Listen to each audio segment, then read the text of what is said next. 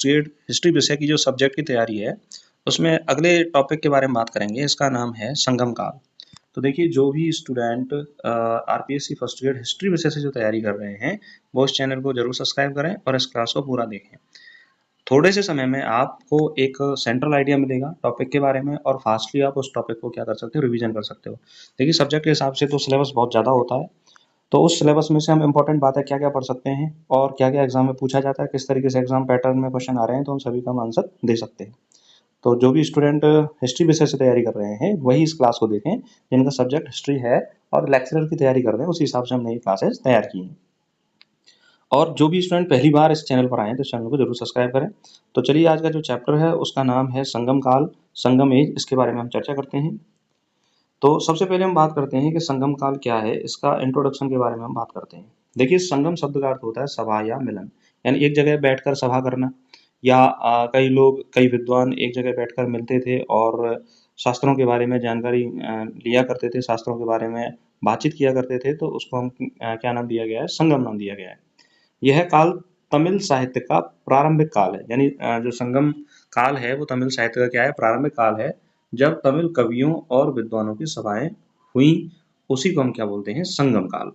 संगम साहित्य दक्षिण भारत, मुख्यतः तमिलनाडु में रचित सबसे प्राचीन साहित्य है। तो संगम साहित्य कैसा है? सबसे पुराना साहित्य है, जो कहाँ पर रचा गया है? दक्षिण भारत में, और मुख्यतः कहाँ पर? तमिलनाडु में इसको रचा गया है। संगम कालीन सभाएं पांड्य राजाओं के संरक्षण में आयोजित हुई। तो देखिए, ये इंपॉर्टेंट क्वेश्चन हो गया कि भाई कौन से राजाओं ने संगम कालीन सभाओं को संरक्षण प्रदान किया? तो पांड्य राजाओं ने संगम कालीन सभाओं को संरक्षण प्रदान किया। आगे हम बात करते हैं संगम काल की जो काल अवधि है वह कौन सी है। तो सामान्यतः जो संगम काल है वो 300 ईसा पूर्व से 300 ईस्वी तक माना जाता है, यानी 600 वर्षों का इसका इतिहास रहा है। कुछ इतिहासकार इसे 3 कालखंडों में विभाजित करते हैं। संगम काल को कितने कालखंडों में विभाजित किया जाता है? 3 कालखंडों में विभाजित किया जाता है। पहला है प्रारंभिक संगम काल, इसका समय है 300 ईसा पूर्व से 100 ईसा पूर्व तक। दूसरा है मध्य संगम काल, इसका समय है 100 ईस्वी से और 250 ईस्वी तक। और तीसरा है उत्तर संगम काल, 250 ईस्वी से 300 ईस्वी तक का जो समय है उसे उत्तर संगम काल कहा गया है। तो संगम काल को कितने भागों में बांटा गया है? 3 भागों में। प्रारंभिक संगम काल 300 ईसा पूर्व से 100 ईस्वी तक, मध्य संगम काल 100 ईस्वी से 250 ईस्वी तक, और उत्तर संगम काल 250 ईस्वी से 300 ईस्वी तक का जो समय है उसे उत्तर संगम काल के रूप में जाना जाता है। आगे हम बात करें संगम साहित्य की सभाओं के बारे में हम बात करते हैं। तो देखिए, पहला संगम के बारे में बात करें तो पहला संगम जो है वो मदुरई में हुआ। एक किंवदंती है, इस किंवदंती के अनुसार इसमें ब्रह्मा, अगस्त्य आदि देवताओं ने भाग लिया, लेकिन इसका साहित्य उपलब्ध नहीं है। तो पहला संगम कब हुआ, कहाँ पर हुआ?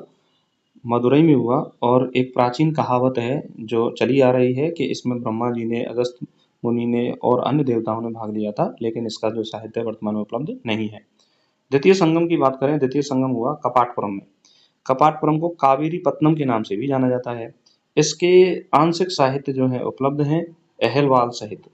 कैसे साहित्य उपलब्ध है? कुछ साहित्य इसका उपलब्ध है और कुछ साहित्य इसका उपलब्ध नहीं है। द्वितीय संगम कहाँ हुआ? कपाटपुरम में हुआ, कावेरी पत्तनम में द्वितीय संगम हुआ। और तृतीय संगम हुआ मदुरई में। वर्तमान में उपलब्ध संगम साहित्य इसी काल से संबंधित है। तो जो भी संगम साहित्य वर्तमान में उपलब्ध है वह तृतीय संगम का ही उपलब्ध है। और यह तृतीय संगम कहाँ हुआ था? मदुरई में यह तृतीय संगम हुआ था।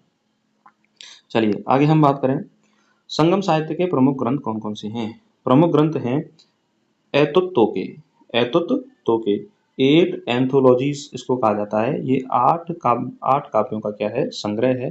तो प्रमुख ग्रंथ है एतुत तोके, ये 8 काव्यों का संग्रह है। दूसरा है पट्टुपाटु, यह 10 आइडिल्स का, यानी 10 दीर्घ कविताओं का क्या है? ये संग्रह है। तो 10 बड़ी बड़ी कविताएं इसमें समाहित हैं पट्टुपाटु में। और तीसरा जो प्रमुख ग्रंथ है वह है तोलकाप्पियम। तोलकाप्पियम तमिल भाषा का सबसे प्राचीन व्याकरण ग्रंथ है। ये मोस्ट इंपोर्टेंट है। तोलकाप्पियम क्या है? तोलकाप्पियम तमिल भाषा का सबसे प्राचीन व्याकरण ग्रंथ है। समाज और संस्कृति की झलक भी देता है।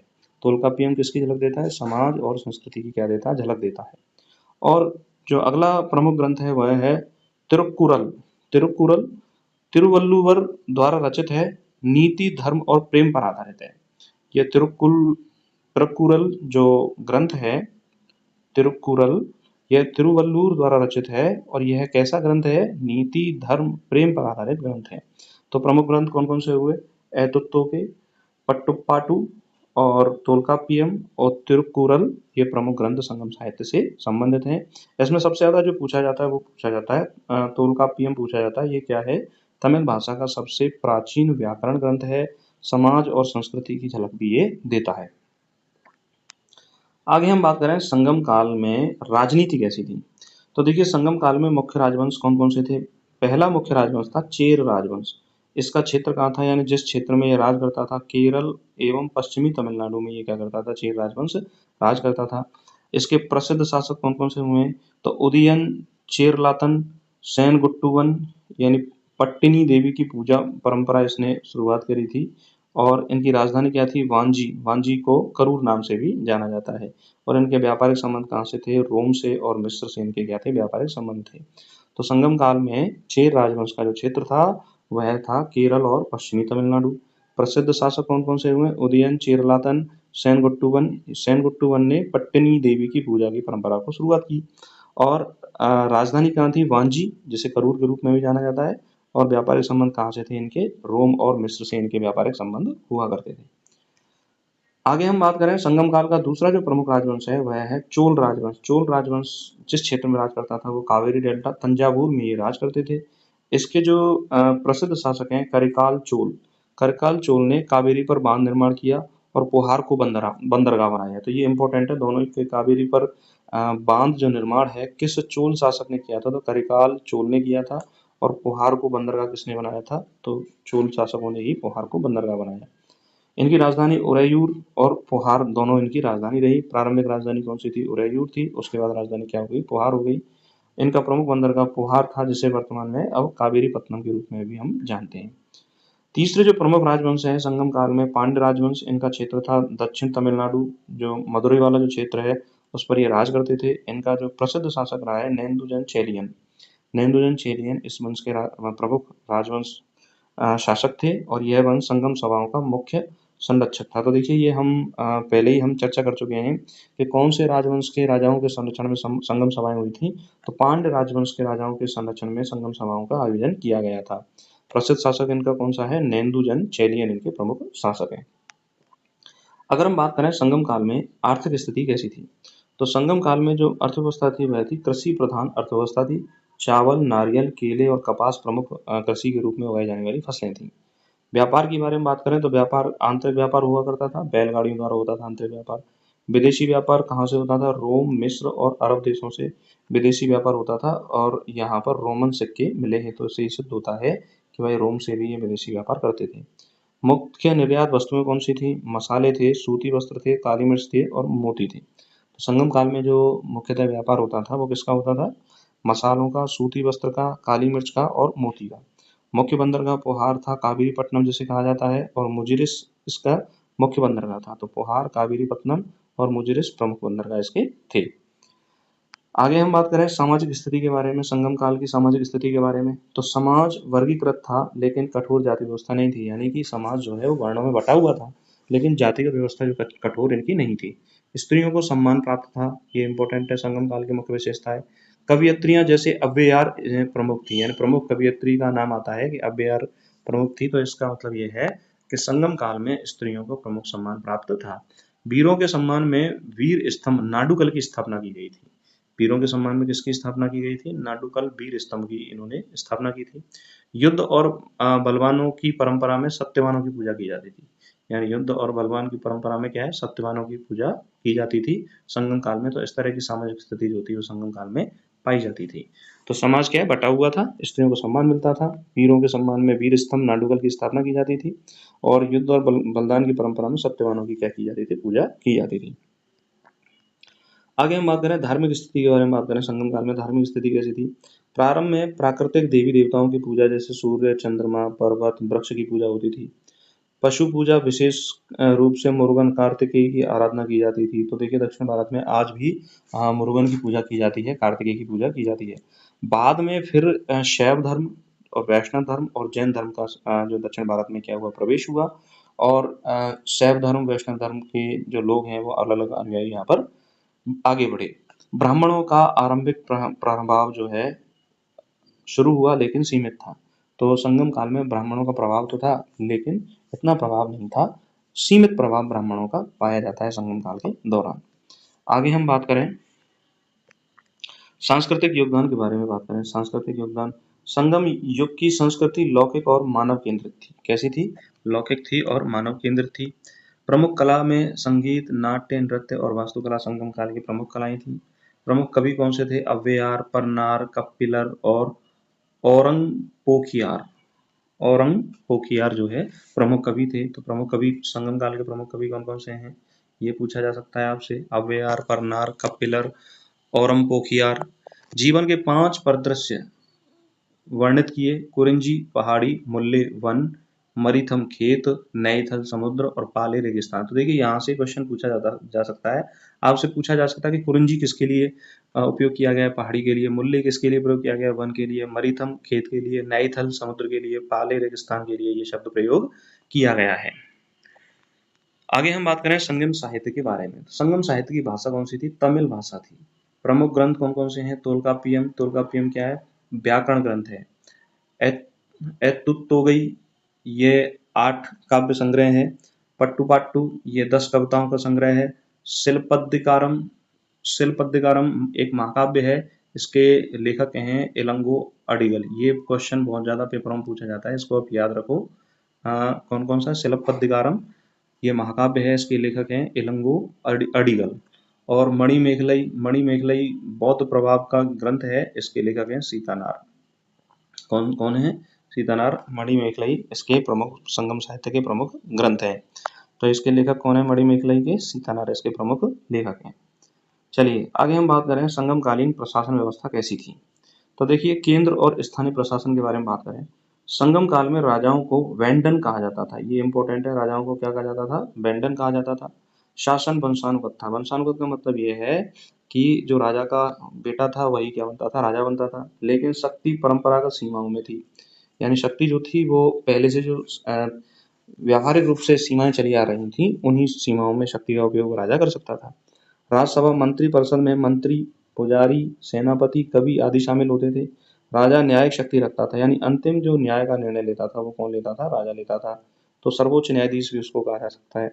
स्थानीय प्रशासन में गांव की भूमिका अहम थी और गांव की सभा को मनरम कहा जाता था। तो ये भी इंपॉर्टेंट क्वेश्चन है। तो यहाँ से 2 चीज निकलेगी भाई, संगम काल में राजाओं को क्या कहा जाता था? वेंडन कहा जाता था। और गांव की सभा को क्या नाम दिया जाता था? मनरम नाम दिया जाता था। तो इसको आप याद रखिए। देखिए इसको क्लास में जब आप 1-2 बार इसको रिवाइज करोगे ना, तो ये पूरा चैप्टर जो है आपको याद हो जाएगा और एक सेंट्रल आइडिया उस चैप्टर से संबंधित मिल जाएगा। मान लीजिए जो स्टूडेंट सेल्फ तैयारी कर रहे हैं या किसी संस्था में तैयारी कर रहे हैं, उनको फास्ट रिवीजन करना है, तो यह क्लास उन स्टूडेंट को बहुत ज़्यादा उपयोगी साबित होगी और यहाँ से आने वाली परीक्षा में आपको प्रश्न देखने को मिलेंगे।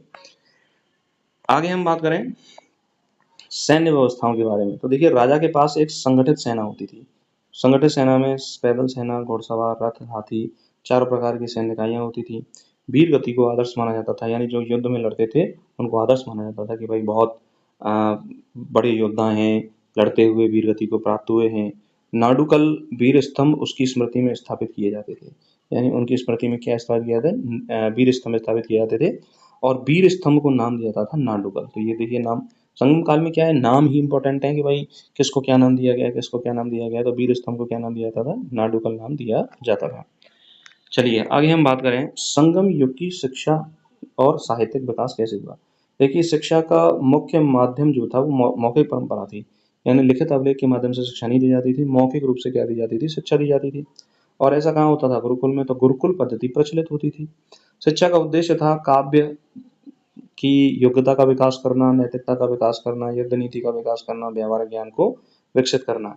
कवि और कवियत्रियों को समाज में विशेष सम्मान प्राप्त था, यानी जो कवि थे और कवियत्री थी उनको समाज में विशेष स्थान प्राप्त था। तो यह शिक्षा का ही प्रभाव था कि भाई जो पढ़े लिखे लोग थे उनको समाज में बहुत अच्छा स्थान प्रदान किया जाता था।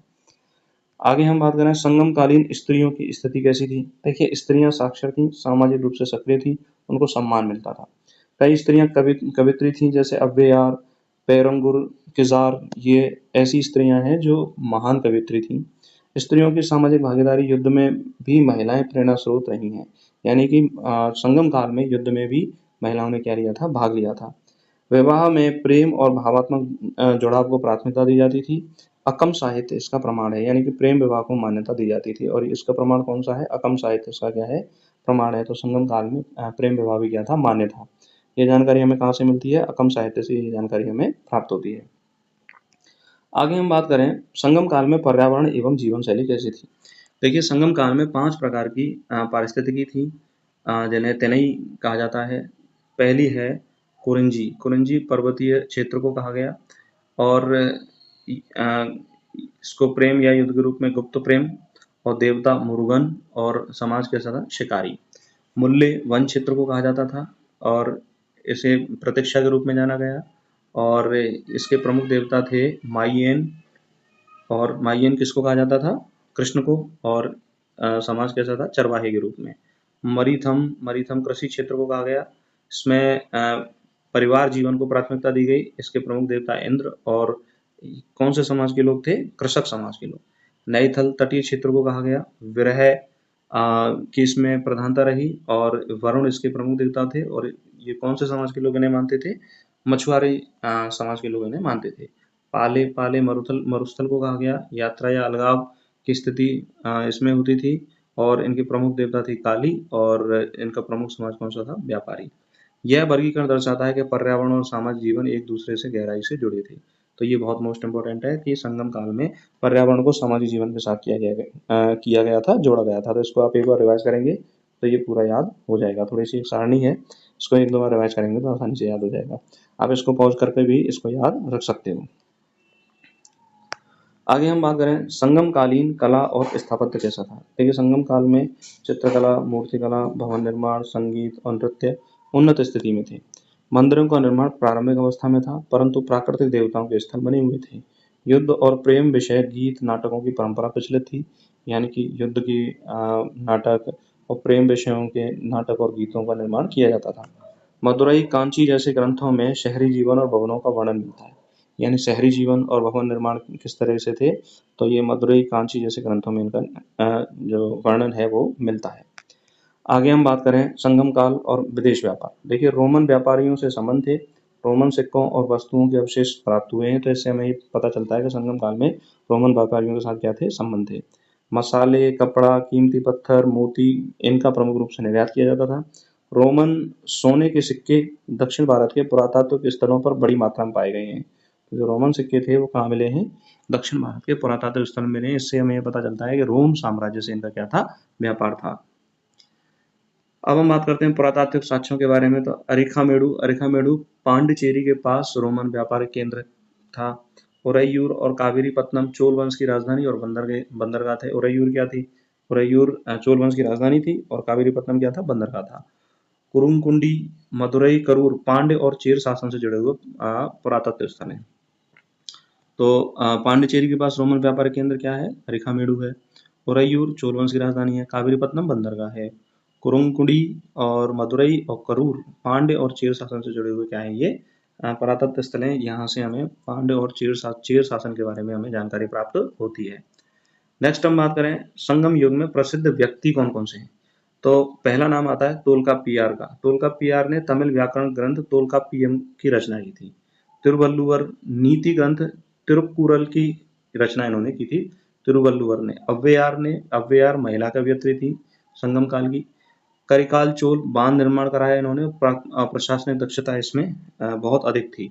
सेन गुट्टुवन ने पट्टिनी पूजा की परंपरा को प्रारंभ किया था, सेन गुट्टुवन ने।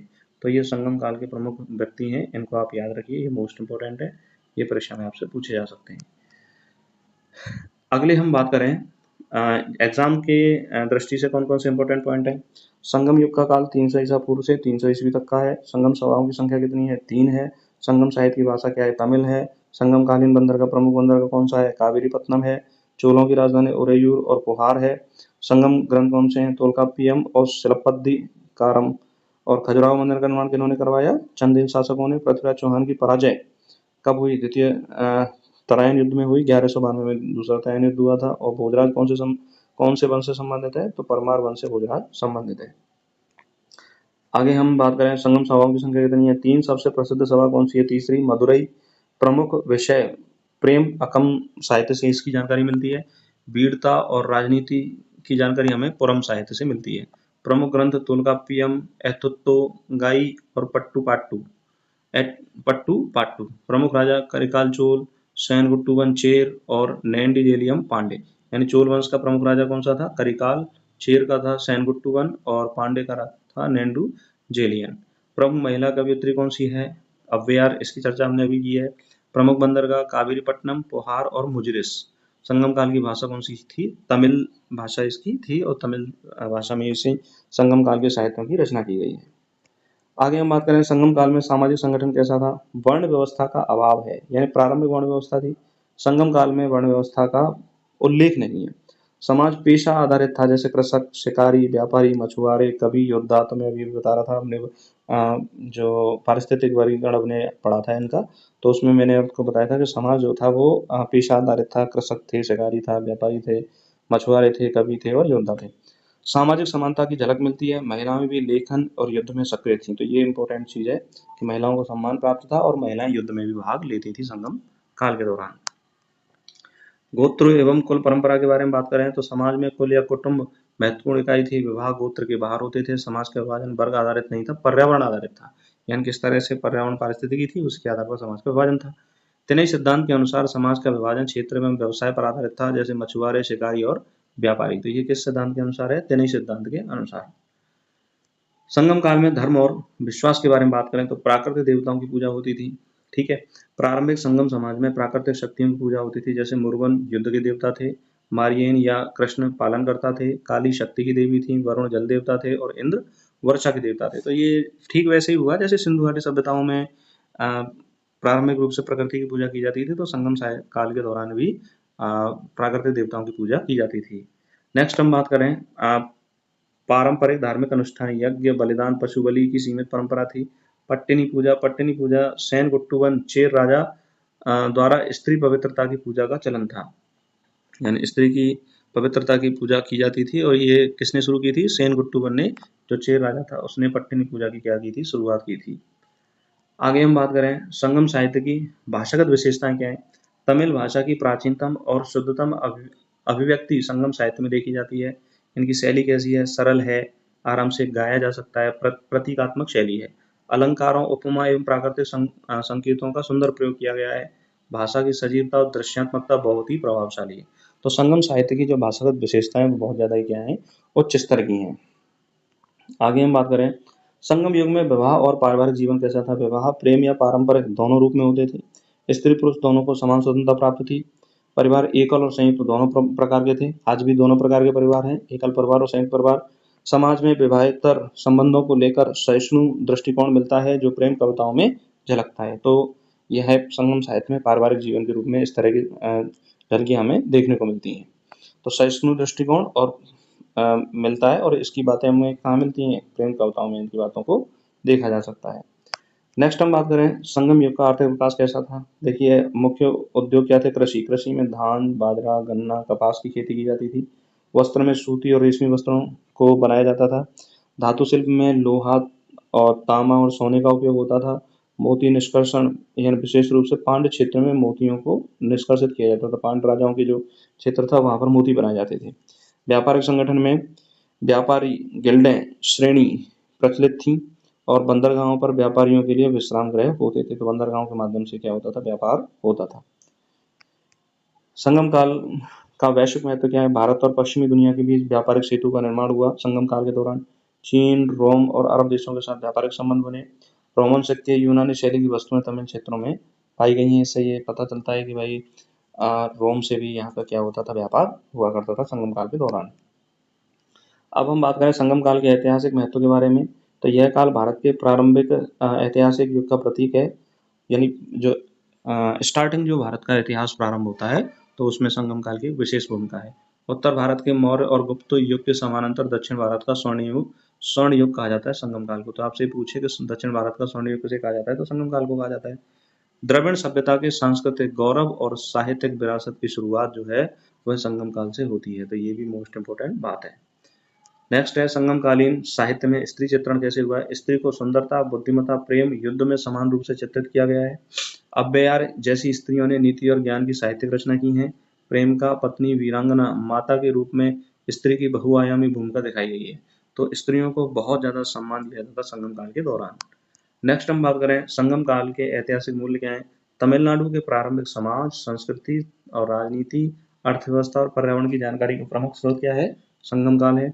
यह साहित्य, इतिहास लेखन का भी माध्यम बनता है क्योंकि ये यथार्थ पर क्या है, आधारित है। तो संगम काल किस, संगम जो साहित्य है वो किस पर आधारित है, यथार्थ लेखन पर आधारित है। नेक्स्ट पॉइंट के बारे में बात करें, एग्जाम की दृष्टिकोण से कौन कौन सी चीजें इंपॉर्टेंट है। संगम सभाएं तमिल साहित्य की मुख्य स्रोत हैं। मदुरई तीसरी संगम सभा का केंद्र था। संगम काल में नीति और प्रेम दो प्रमुख विषय रहे। इनकी जानकारी हमें कहाँ से मिलती है, अकम और पुरम से। संगम साहित्य लौकिक और यथार्थवादी है। वीर स्तंभों को क्या कहा गया है, नाडुकल कहा जाता था। करिकाल चोल ने कावेरी डेल्टा को कृषि योग्य बनाया। तो ये चोल राजा थे करिकाल, इन्होंने कावेरी डेल्टा को क्या बनाया था, कृषि योग्य बनाया था। इस तरह से दोस्तों हमने ये संगम साहित्य के बारे में बात की और जो भी इम्पोर्टेंट पॉइंट थे हमने उन सभी के बारे में चर्चा करी। तो देखिए थोड़े से समय में आपको ये समझ में आया होगा कि संगम काल क्या था, संगम साहित्य कैसा था और स्त्रियों का सम्मान किस तरह से किया जाता था और संगम काल के दौरान किस तरह से हमारे इतिहास को आगे बढ़ाया गया और व्यापार कहाँ कहाँ होता था, अर्थव्यवस्था कैसी थी, इन सभी के बारे में हमने चर्चा की। आशा करता हूँ कि आपको ये चैप्टर समझ में आया होगा। जो भी स्टूडेंट आरपीएससी फर्स्ट ग्रेड के सेकंड पेपर की तैयारी कर रहे हैं, इस चैनल को जरूर सब्सक्राइब करें और कुछ क्लासें मैंने पहले भी ले रखी हैं, उन क्लासों को जरूर देखें। और सेल्फ स्टडी करने वाले जो स्टूडेंट हैं जिनको चैप्टर से संबंधित नॉलेज चाहिए और फास्ट रिविजन करना चाहते हैं तो उनके लिए बहुत ज़्यादा इंपॉर्टेंट क्लास हैं। और अपने दोस्तों तक शेयर करें और आपको ये क्लास कैसी लगी कमेंट करके हमें ज़रूर बताएं। आपके कमेंट से ही हमें पता चलेगा कि आप भाई पढ़ाई कर रहे हो तो आपको ये क्लासेस कैसी लग रही हैं। तो इसीलिए कमेंट करना बहुत ज़्यादा इंपॉर्टेंट है। आप अपनी तैयारी करते रहो, आगे बढ़ते रहो। नमस्कार, धन्यवाद।